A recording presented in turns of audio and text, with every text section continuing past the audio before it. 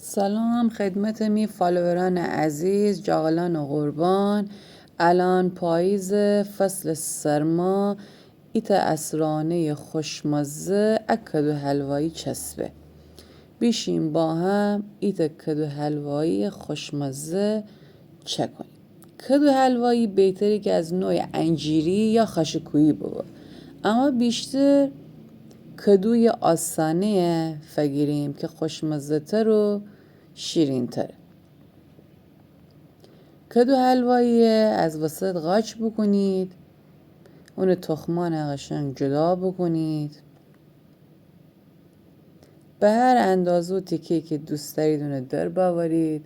کدو حلوایی گیلان جه هم کوی پلا چکند، هم کاکا چکند، هم کیک کدو حلوایی چکند، هم که حتی خالی پجت ایز شکر زند یا اینکه دوشاب اسرانه ایت چای تلق جه میل کند.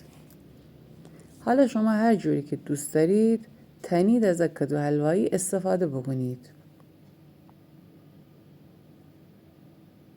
امروز همان تصمیم بگیریم که ان کدو حلوایی حتی ببجیم چای جه اسرانه بخوریم.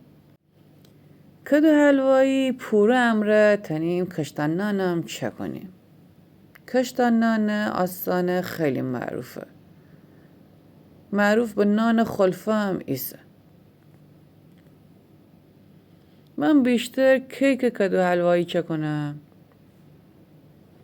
مازندران جا کوی پلای هم خیلی معروفه که کوی مربعی زند ایزه تابه جا تفتد برنجه که آب کش بگودد با هم قاطی کند بعد ند بپس. حالا کدویی که اما خورده کدیبیم ایت قابلمه جا ایز شکر فکنیم، کویی از طرف گوشت قابلمه جا دیچنیم، ما بقیه کدوی هم همه دیچنیم، ایت فنجان آب دو کنیم، قابلمه نیم اجاق سر 1 ساعت زمان بره تا همی کویی اتایی بپزه. وقتی بپخته ایت چای تلخ همره نوش جام بکنید. امیدوارم که چه کنید و بخورید و لذت ببرید. لایک و کامنت شماره یادن نشه جاغلان. لطفاً مرا سابسکرایب بکنید، مرا به شیمی دوستان معرفی بکنید. شیمی جان قربان باشم. شماره نوستنه ننید که چی با اسلوب